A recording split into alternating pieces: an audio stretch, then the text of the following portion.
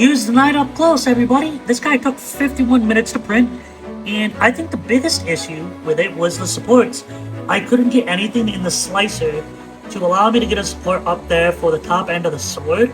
As you can see, it clearly had a problem with that.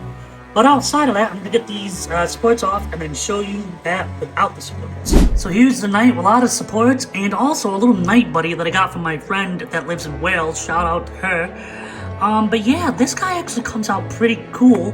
I will say I also had him at 200%, so that's why he's this big, or he would be a lot smaller. And I kind of want to try him out at 300% too. So if you want me to time-lapse that, I don't know, let me know. Yes, he won't stand up anymore, but he will because he has a base. Look at him.